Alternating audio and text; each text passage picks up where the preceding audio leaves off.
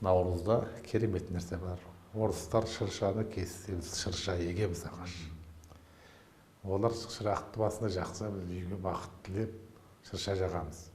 Онда үлкен бақ иесі Қыдыр ата бар. Ол Қыдыр ата жаңағы періште бітімді пайғамбар.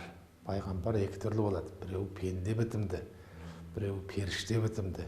Ол жаңа көрінетінге көрінеді, көрінбейтінге көрінбейді. Сондықтан сол бақ иесі Қыдыр ата келеді. Қыдыр ата келіп жаңағы үлкен ауылдарды аралап жүреді. Қызыр қонған үйге бақ қонады деп қошырақ жағып, есікті ілмей, соны күзететін болған. Екінші, оның жаңағы көктем Наурыз ханым бізде.